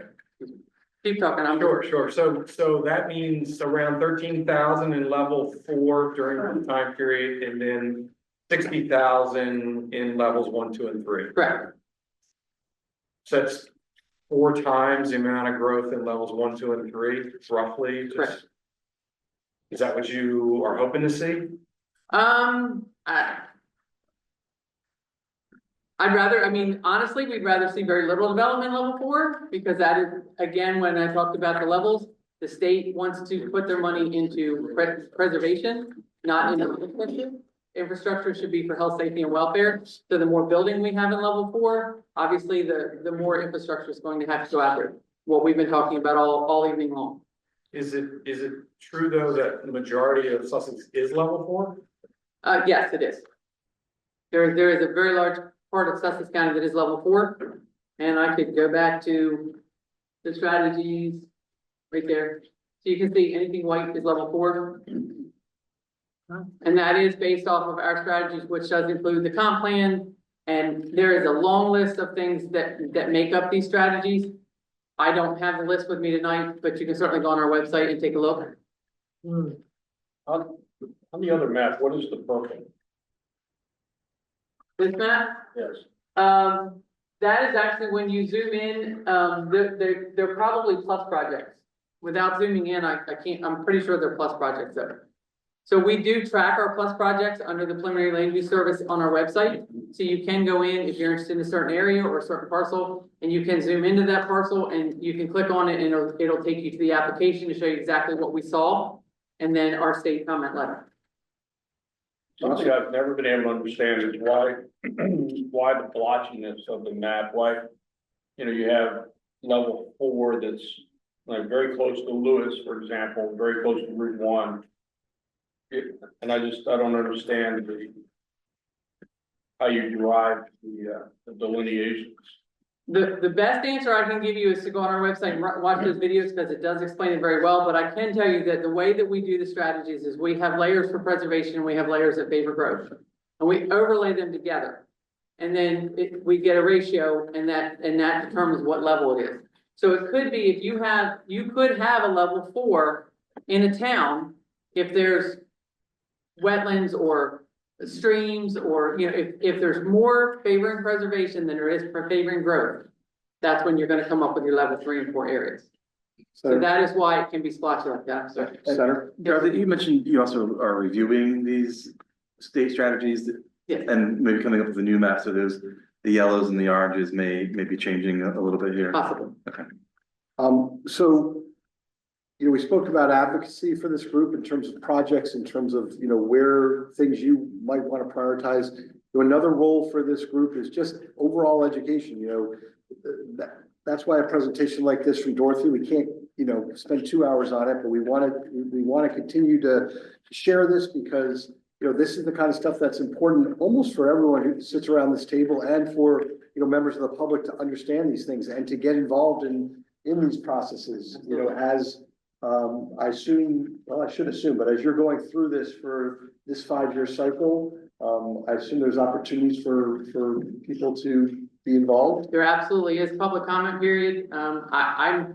We're just beginning the process. The Cabinet Committee on State Planning Issues instituted the DAW, it's a data analysis work group, sorry, I lost it. And so they have met, some of you in the room I recognize have met at those meetings. And they started going over the data that goes into the strategies. We're working with the county. I know Todd's invited us down to speak there. So there's gonna be, we want to hear from you. There's gonna be plenty of opportunity to see these maps, to speak on these maps, and to get your voices heard. No, not this map, I'm sorry, the strategy. Bob, why do I always feel like I go last comment, Bob Fisher? I feel like that's like, Well, I haven't made many. No, I'm not doubting that. I just, right when I'm about to, I always feel like you get the last word. I'd like to hear what other people say and then ask kind of the final question. Would it be accurate to characterize the strategy you just described in general sense as to focus on greater development in the already existing urban areas and to restrict growth of what is already some suburban areas out into the rural areas? In other words, not have a growth of greater suburban areas. And obviously, people know where I'm coming from there, and I have seen candidates actually campaign on that theme, that we're going to restrict development to where it is already, i.e. in the urban areas, and we're not going to let any more development go into so therefore, there would be no more increased suburban areas in the state. Is that the statewide strategy? Or I don't know what the new levels are gonna look like, so I'm not gonna say that we're gonna restrict growth in any one place. This is not a land use plan. The counties and the towns are responsible for land use plans. This is a spending strategy. At the back of this document, every single agency talks about their priorities in each level. So again, for DelDOT, their priorities may be in levels 1 and 2, where infrastructure is already there, and maintaining that infrastructure and making sure that the infrastructure is in place for the growth. Where for the Department of Ag, they may focus on the level 4 areas and putting all their money in level 4 to preserve farms. So just tagging on, quick comment. Sure. We've had discussions among ourselves at council about limiting sprawl, the buzzword sprawl, and trying to, consolidate growth around the more urban centers. And to that point, we've discussed increasing density, we've talked about increasing height levels, things of that nature. But it still comes back to the fact that the roads are still the roads. The sewer system is still a sewer system. The infrastructure still has to be able to handle the increased numbers that are within those smaller boundaries. Yes, it may limit sprawl, but it presents a whole new set of issues. So I'm just saying that's something we're wrestling with right at the moment. All right, great, Dorothy, thank you. Thank you. And now I'm gonna have Leah Sonda come up to do our implementation plan, give some updates on where certain projects are and how we're doing. Evening, everyone. How are you all doing? So as many of you know, and many of you are learning tonight, at the end of every year, we kind of go around to our colleagues throughout DelDOT. So DelDOT is a very big who knows this, Mark, you probably know, how many employees does Delta have right now? 25. 2,500 employees. We don't talk to all of them, but we talk to a lot of them and say, we have these 78 recommendations. What is the status? So we've been busy kind of reaching out to our colleagues across the department and figuring out what's what, and are excited to present what we've learned with you all, because although we have a number of folks out here every time we meet, we always learn something new. So broadly, you're all familiar with our recommendations. We have 78 of them. They are classified in 5 large categories. We like to use the colors you see on the screen to kind of categorize them to keep us all on track. The first category are recommendations that are to be implemented under current DelDOT projects or initiatives. The blue category is really policies around making the county, or excuse me, the 5 Points area more sustainable, more beautiful. Green are about capitalizing on existing roadway infrastructure that is already in place. 5 is kind of our multimodal bike pedestrian transit category, about increasing those opportunities. We know we have a traffic problem down here. How can we make other modes of travel more attractive? And lastly, our yellow category is kind of big picture infrastructure projects to support growth. So every single one of these is detailed in our annual report. So we're not going to go through all of them, thank goodness, or else we'd never get out of here. But as a result of that survey we were able to kind of recategorize quite a few recommendations. So last time we met, 72 of our 78 were in process. That means someone in either the county or DelDOT is actively working on it, and it will eventually be done.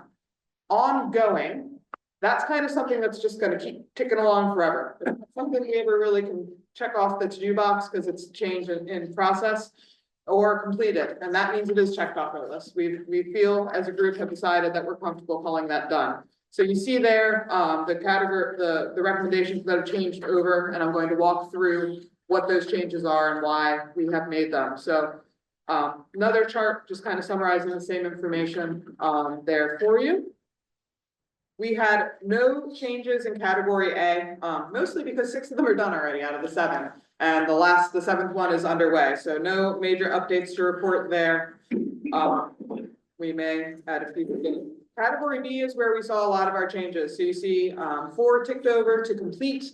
And actually, interestingly, we do have an ongoing one that we're recommending move to complete. We'll get into that in a moment.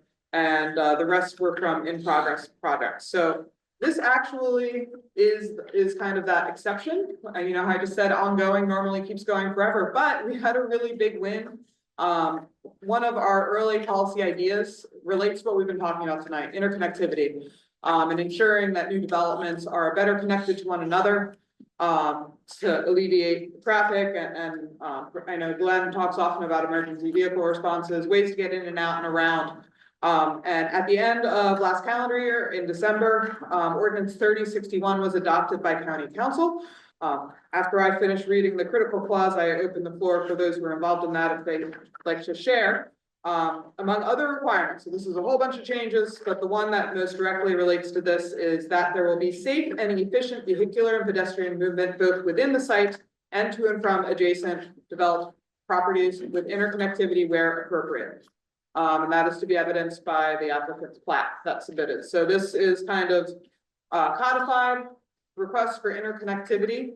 And because this is kind of a code change, the project team spoke and we were comfortable calling this recommendation complete now, but happy to take any questions or hear from work members. Councilman?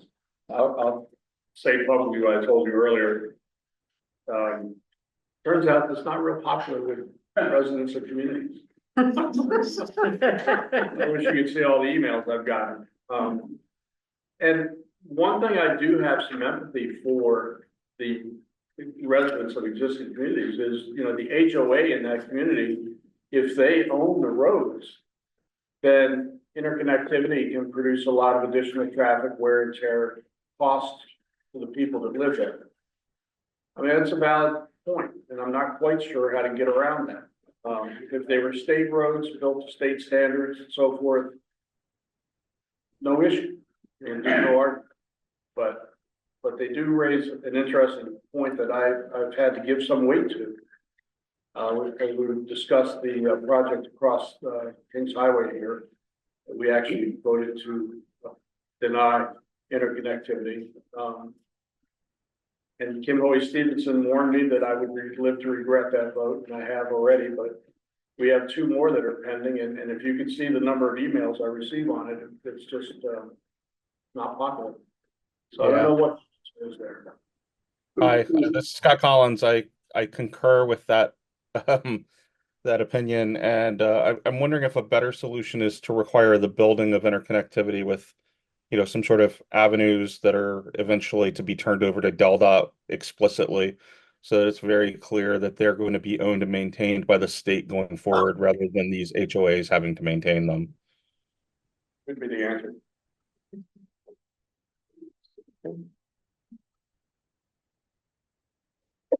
Yes, Mike? Mike Tyler. Can any of the interconnectivity be, well, I look at a place like Grottoes right next to Home Depot. If I'm in Grottoes, I can't get to Home Depot. But there's room there to put a connection. Can you mandate that they do that, or can you require them or request them? That means I have to drive out to Route 1 or drive out to whatever that road is, Shady Road, to go back and, I look at over in Millsboro, where there's the Tractor Supply, and you can't get from Tractor Supply over to where the BJ's and all that other stuff is. They put big bollards there, but it could be opened up. Why isn't this being done? Because you have to go back out to the highway. Getting out the highway from where Tractor Supply is you putting your life in. It was designed to do that, but the property owners couldn't agree. That's a great comment, Mike, and if we have Jamie Whitehouse here in the back, and Jamie, if you could come a little closer to the mic to respond to that question. All the way up. Come all the way up. Good evening. You're in this far. Good evening, everyone. Jamie Whitehouse, Sussex County Planning and Zoning. I can actually respond to this directly. It's in code right now. And any new site plan that goes through the Planning and Zoning Commission for commercial projects, if it's commercial to commercial, there must be interconnectivity. So if you think of Nicola's Pizza, which went through, that actually has a point of interconnectivity and an easement that requires that to be provided. So when the adjoining parcel comes forward for developments or redevelopments, they will have to reconnect to that easement. Now, if the adjoining parcel already has interconnectivity, the adjoining parcel must connect to that. So over time, this is going to be dealt with on a parcel by parcel basis. So building a patchwork quilt. So it's in code at the moment, but you have to wait for that project to come forward. And Jamie, just a nuance to that, the example given in Millsboro, the Tractor Supply, I believe, is in town limits, and the BJ's Plaza is in county. Correct. So who governs? So the project, when it's in the county's jurisdiction, must comply with county code. If you have a project that's in two jurisdictions, it theoretically has to comply with both. So no one code overrides. If it's solely in a municipality and the municipality doesn't have an interconnectivity requirement, then that's it. It's outside our jurisdiction and we can't enforce it. But if it's in our jurisdiction and it's commercial to commercial, then we will require it. Very, very rarely has that been waived. So speaking to the mayor in Millsboro, they said they would have to exercise eminent domain and they're not willing to do it. So yeah, it was designed that way, but the property owners couldn't agree on, basically the one property wanted an interconnection that was built by somebody else for free, from what I understand. All right, thanks, Jamie. It's a bad design. Thank you all. Well, no, All right, another land development related recommendation and update. This is still classified in progress. We don't have a major change here, but we did want to make note of another major county accomplishment this year, the perimeter buffer ordinance. I'm not going to spend too much time on this. Jamie presented on this earlier this year. There's a full recording on it if you want to learn more. You're also welcome to look that up. But essentially, it strengthens the requirement for both buffering and forest retention around the boundaries of residential development, which we felt was relevant to kind of creating additional space for around the development area. Parking management. Jean is here. Jean has spoken to this issue before. The 5-point study recommended that the department study the feasibility of a parking management system. So if you're driving down to the beach for the weekend, headed to Cape Henlopen Park, but the park's already full up, that you would know before you come all the way down here and get onto the local road network. Unfortunately, after much trial and tribulation, the TMC got out there to check it out. It's most of you know at Cape Henlopen and the Lewes parking lots, public lots, there's not just one point of ingress and egress, and there's not just one parking lot to go to. So it is really difficult. You need to kind of one in, one out, right? And you can't do that, especially when you're parking on the beach. Delta successfully tried this out down at Fenwick Island, worked quite well down there. But because of the nuances of parking in this area, it's not going to be feasible at Cape Henlopen or Lewes. So we have studied this, we piloted it, we've got out there. Gene, I think you put your drone up to check it out and figure things out down here. So the group met and decided that we're comfortable calling this complete. Unfortunately, not successful, but a complete assessment has been done of this idea.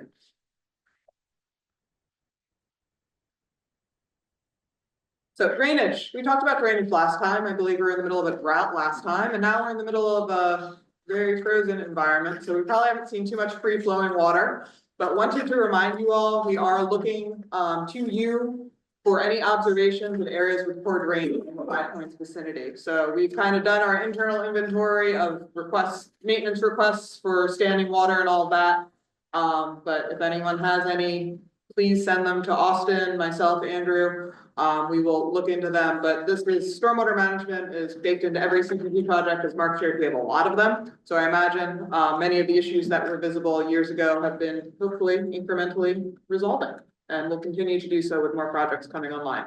So, no one ran into big puddles. Okay, maybe they're at our summer meeting. Okay.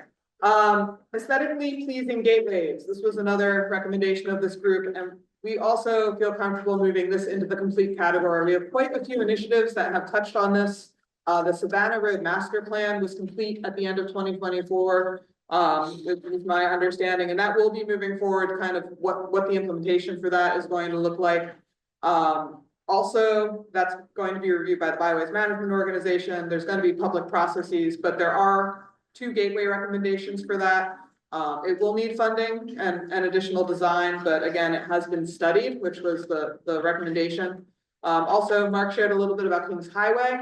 There's been extensive coordination with Lewes and Bloom and the city around making sure that corridor is beautiful, especially the roundabouts, center of the roundabouts and some other areas, which also kind of serves as a gateway.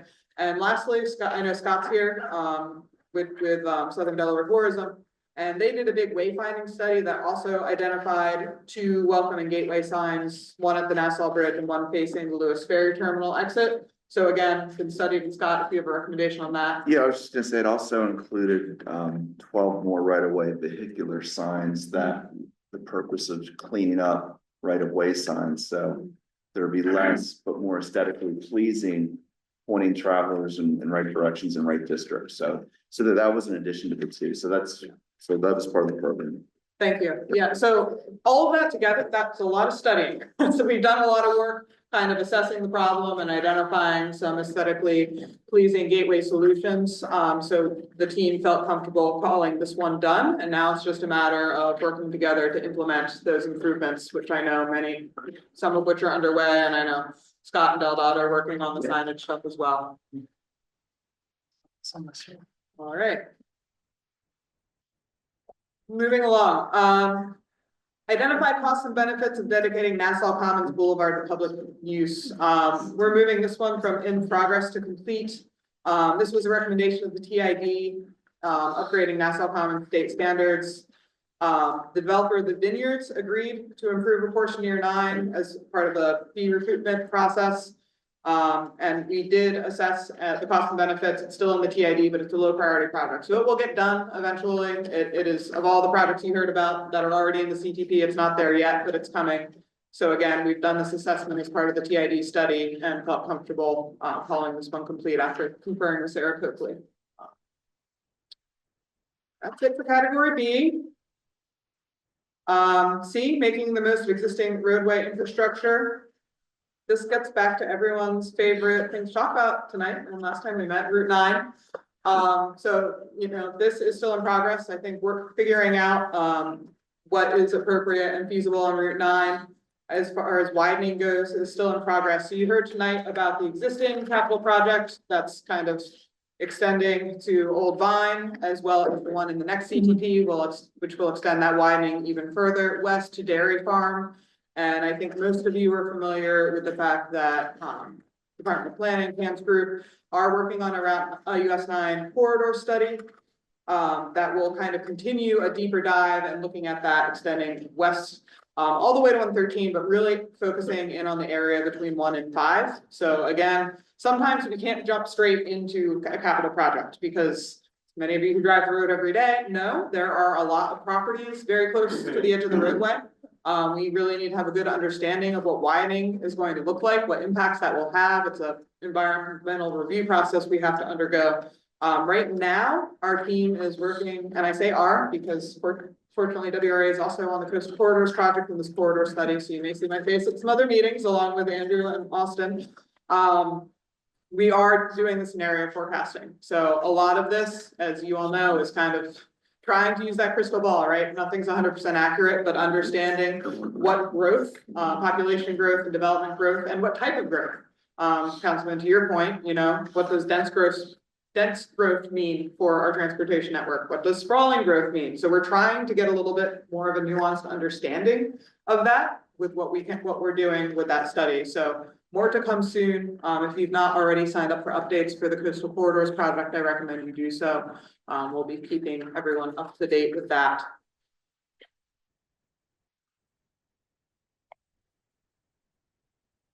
P10, traffic signal phasing, timing, and coordination. Jean was out to present to the latest and greatest on this last time at our last meeting. Just want to share that signal timing and coordination along Route 1 corridor were implemented this past fall. DelDOT continues to monitor the corridor. Of course, the fall and winter are nice, but proof is in the pudding of summer traffic. So the other big change is switching from fixed signal timing to based on live traffic. So that's a little bit more of an interactive system. I know this is something this group has spent a lot of time talking about over the years. Gene, how's it going so far?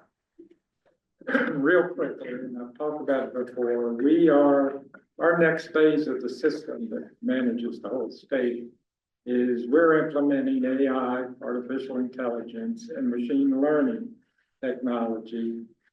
Over the years, we've put in thousands of sensors, so we have real-time data throughout the state. The big next step is how the signal systems adapt to traffic demand, but the way we're adding the new technology, we want to predict that. So we know that in X time that we're in front, we're making the changes in front of when it happens. But I will stress to this group, as you hear me say, once a roadway is over capacity, there will be delay. And so working all together is the advancement in the signal operation will improve some things, but it's still a capacity issue at the end of the day. Thank you, Jean. Okay. It's great news and great progress. Moving on, C16, feasibility of providing driveway access from Beacon Middle School and Love Creek Elementary School into Mulberry Knoll Road. So those of you who travel 24 know during school dismissal, there's historically been a bit of a backup. We do hope that the project Mark shared with us, the improvements on 24, the widening there, and the new light, most specifically at Mulberry Knoll, are going to really help with that issue. The 5 Points Project team did take time to meet with both the school district and Troop 7. This one gets a 2-slide update regarding whether there's any potential for new driveway access that would bypass getting on Route 24 at all, moving straight to Mulberry Knoll. The troop is not interested in that at this time. So we really feel like we kind of did our due diligence. The roadway project is in place, and obviously the success of that, especially during drop off, will be monitored by Jean's team as usual. So we are comfortable calling this one complete as well instead of just in progress. All right. Category D. one change. So this kind of is that interconnectivity recommendation, but not for cars. So it's, can we get better connections for people walking and biking, both between existing neighborhoods and also connecting to the trail network? So as you've heard me speak out about many times, including our last meeting, we have a study looking at this issue specifically that continues, but we also wanted to flag the ordinance I already mentioned to you as relevant to this because it does identify pedestrian connections. And Councilman, you know, wear and tear from bicycle tires a little bit less than a motor vehicle. So definitely some potential there for some shortcuts. So just wanted to note the relevance of that ordinance we already discussed. In conversation with DART about transit service to Milton area. Pranika is on the call tonight. She was not able to be here with us in person. But she expressed interest in classifying this one as complete because DTC did a lot of work studying kind of non-traditional transit service, on-demand transit, as well as kind of how to deliver that product statewide. There's been some very successful pilots, and now they're really moving into implementing the DART Reimagined recommendations. So that was a statewide planning study for bus improvements, including down here at the beach areas. So they definitely assessed the feasibility of this exact recommendation and are now kind of moving forward with DART Reimagined. So I would encourage any of you who are interested in how that rollout is going to look to reach out to Pranika. We're happy to put you in touch and to check out that report online. But again, we will not be doing any further kind of assessment of the Milton connection as part of this process.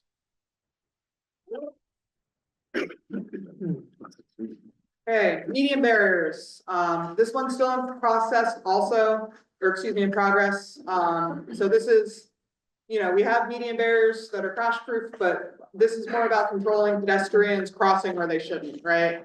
This is less of an issue down here in the 5 Points area than it is up north on roads like 40 and 9, for those of you who frequent Newcastle County. However, the department does have an interest in having median crash barriers, kind of the ones you're seeing further north of the 5 Points area, all the way throughout Sussex County. Traffic engineering is going to be designing this. Project nomination has been submitted to Project Development South. And right now, any grade separated intersection project that is happening or widening projects are including those median barriers. So in some cases, they're the crash barriers, high tension cable, guardrail things. And in some instances, up north, we're actually putting in more fencing that is a little taller and intended to share pedestrian crossings. Again, that decision is based on crash trends in the area and specific context, but wanted to give you that update. Bike parking, this is being assessed kind of incrementally via many different studies and projects. We did want to add a note from the county about specifically getting bike parking in place at parks, specifically mentioning Hudson Park as a location that makes sense for bike parking. Yes, Councilman. Happen to be on the board at the land trust. We are installing a, I guess, bike maintenance facility there. A fix-it station? Yeah, fix-it station. And parking and restrooms and funding for the Can-Do Park is well underway. We're optimistic that that'll come to be in the next year or two. So it's going to be a real nice respite for people riding on the trail. I'd like to see next phase be from there to Milton. So that's my preference. I know some of those conversations are underway as part of the Milton Active Transportation Planning process. A lot of people want to tie into the direction of the Lewes Trail. So and we have had discussion with the land trust about bridges and even tunnels. We don't have funds for that. So that would hopefully, it's a federal road, by the way. So we were hopeful that maybe there'd be an earmark federally at some point to help us out. Thank you for that update. As someone who rides a bike, I will be using that pit stop. Yeah. All right, and that leaves us with our last category of new infrastructure. So historically, these are our really big, kind of big picture ideas, right? Our longer term, bigger picture new infrastructure ideas, but we're making really good headway. I know we've been talking a lot about what about the 5 Points intersection? You'll hear me say this at every meeting for those of you who haven't been to one before. we have so many projects underway right now. Mark did a great job summarizing all of them, and all of these projects, especially minus Conway, Old Orchard, and Plantation, are going to impact how we travel through the 5 Points intersection. There's going to be new ways to get around through, and all that's going to impact travel patterns. So we really cannot dig into how to fix, or if it can be fixed, the 5 Points intersection until we understand how those projects are going to impact operational improvements. So many of you are familiar with this timeline. We might have to bump back some of our construction completion dates based on what we just heard from Mark. But essentially, as each of these projects come online, we are collecting count data. We're understanding year to year how vehicular movements are going to change, with a goal that by the time construction for all of these are complete, we are ready to jump into a study of the 5 Points intersection. So you'll see that's still pretty far out. That puts us into about 2028 or 29 to do that feasibility study. But just want, in the spirit of transparency and just so the public knows what our intended process is, this is it. All right. This recommendation is regarding service roads along one. So Mark presented the Minos Conway project. Minos is including service roads. So again, instead of being on the main line of one, there's service roads alongside of it to help facilitate local traffic movement. We are changing this from longer term to ongoing.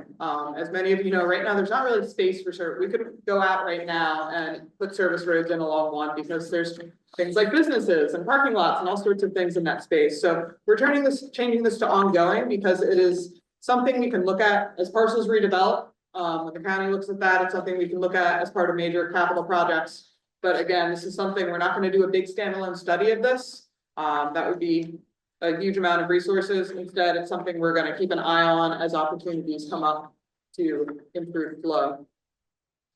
And last one, I had presented, I think it was last April, on this recommendation. It was an idea for a new road connection between 24. So again, we're back to the Beacon Middle School area, south to Old Landing Road near Arnell Creek. If you recall, I showed you all a lot of maps that showed a lot of stream and wetland and existing development. And, we really do not think at our high level review, it would be feasible to get a new road through there to make that connection. We had a good discussion about it at that time. So we are comfortable calling this complete. I just wanted to raise it for the group to ensure that no one has any qualms with that. We did not do a full bore the way we've done some really big studies, just because even the desktop analysis doesn't seem to suggest there is space to do something more impactful there. But before we formally check this one off, just wanted to raise it for the group. There are no qualms.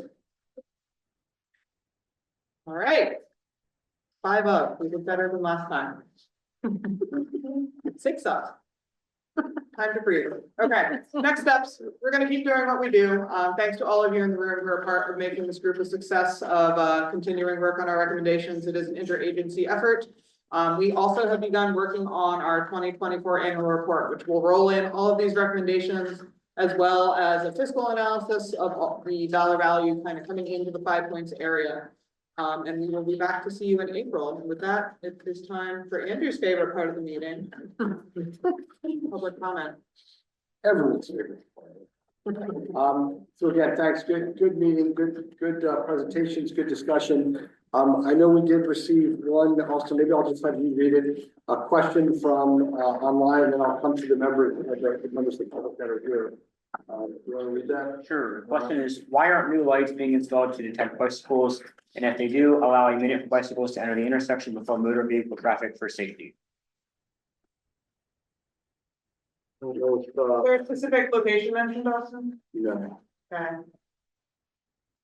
Yeah, well, again, a good comment. We will take that and review that. Again, if you wanted to provide any more specificity, feel free.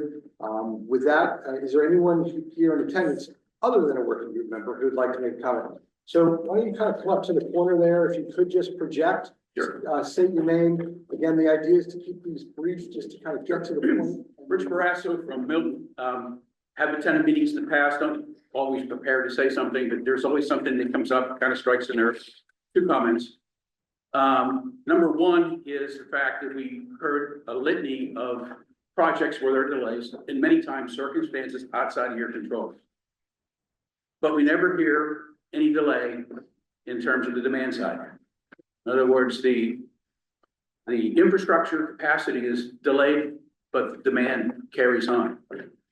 And the second comment is that I was somewhat offended tonight by a comment that was made that the public needs to learn and understand as it relates to the laws. And one area that we have learned something is in the Newcastle Muni Code. Say that again? In the Newcastle Muni Code. Newcastle, sorry, yeah. Article 5 is the site capacity and concurrency calculations. I'm not going to read the article, but I will read one section of it. And it's in context of what we talked about tonight. So A reads transportation capacity. The county, in this case Newcastle, has numerous areas of congestion that may limit the development potential of a site. Each proposed development is allocated capacity based upon a traffic impact study for the proposed development. The allocation of this capacity sets a maximum development potential for the site. And not only is that as it relates to transportation, it relates to sewer, to water, to schools, and natural resources. So my point is, and in support of Councilman Riley, is that with development pressure, the ability to phase so that the development, or excuse me, the capacity is in place before the development takes place. That is the practice up in Newcastle, and it is the practice in many jurisdictions. And I think concurrency needs to be looked at and looked at seriously here. Always, thank you for the opportunity to share my thoughts. Thank you. Is there anyone else from the public who'd like to make a brief comment? Yes, sir, just come up, and again, if you could project your voice, first introduce yourself. My name is Alan Roth. I live on Kings Highway inside the city of Lewes. I will resist the temptation to speak on the subject of land use, because that wasn't the focus of tonight's meeting. It wasn't supposed to be. Although I will say I disagree with the comment that was made by the gentleman at the end of the table on subject of what, again, we should or should not know about the laws or the capacity of the county council to deal with the laws and what should have been done with the laws over the course of the past several years. I'll focus on the subject at hand. When I say you, I don't mean you personally. I mean you, the Royal U Delaware. I got it. Undertook a project for 2.5 weeks in December on Kings Highway. I don't know exactly what you were doing, because you told WRDE one thing, you meaning your spokesperson. You told Cape Gazette something else. And when I went to speak to the Lewes mayor and council about it, apparently the police chief was told yet a third thing. So I don't know exactly what was going on out there. All I know was that for 2.5 weeks, the people who live in Lewes, people trying to get to and from Lewes, were choking because you were not capable of carrying out what appeared to be basically a simple resurfacing of the road. And if you are not capable of doing that, and it's still not done, you are not capable of carrying out a project with 5 roundabouts that's going to take 2 years. You need to go back and rethink whether or not you have the competence to carry out that project without choking every person who lives in the city of Lewes. Because traffic that cannot make it in and out of Lewes on Kings Highway is going to divert itself through every side street it can make it through, over to Savannah Road. It's going to get choked on West Coast Road. It's going to try to get out New Road. This place is going to choke. The businesses in Lewes are going to choke. And you don't have an answer for this. Okay, But this is not feasible. You cannot do this if you cannot resurface that road without choking everybody who lives in this town. we heard the point. I appreciate that and we will talk. Thank you. Now, let me go on. Sir, Please, sir, no. You gave no notice of this. You gave no notice. Sir. I sat here for an hour and a half We're not- listening to just- all of just you. Listen, I'm Okay? not gonna stop you. Just take a breath and let me say one thing, okay? Yeah. Thank you. These are, in this meeting, the way it's set up, okay, is intended to allow for public comment, which you're doing and which others have done. However, it is intended for brief public comment, not to go into depth on everything. We've heard your first point. If you have a second brief point, I just need it to be brief, 30 seconds, so we can move on, okay? You Thank gave no public notice of this project. I looked on your website. You have a page for projects in progress. It wasn't there. I looked at every other page on your website about projects. It wasn't there. You're not capable of communicating something like this that went on for 2.5 weeks so that people can look and see what's going on. You need to do better. Thank you for your comment. Especially when your spokesperson gives 3 different answers to 3 different people about what's going on. Thank you. Is there anyone else from the public who would like to make a brief comment? There's one more online. Okay, I'll see if you could read that. And if there's a name, just say who it's from. Sure, this is from Fern. It's just a follow-up from the first question. Intersection outside Lewes on a recently updated road, asking why new technology pertaining to traffic lights for bicycle detection isn't being used. We'll follow up. So we'll follow up with that answer, yeah. Okay, thanks. Okay. Moving on here and just wrapping up the meeting here. Just want to point out again, as much for this group as anyone in the audience or listening, if you're looking for any historical information about 5 Points, as Todd mentioned, this goes back to 2018. You can go to 5points.deldot.gov to kind of get that historical information. And the current kind of information is on Del.Dot Interact. That's where the updated information or the current information is, and you can kind of see a screenshot of that page over there. And again, both those are easy to find. Going to either through Del.Dot or Googling. And then finally, as we try to get everyone out of here, as Leah mentioned, our next meeting will be April 28th, 6 o'clock, right back here. We'll get information out to you, and hopefully you all can make it. I thought this was a good meeting, and I appreciate your comments, questions. I appreciate the comments from the public. And unless there's any other questions from anyone, we will adjourn. So thank you, everyone.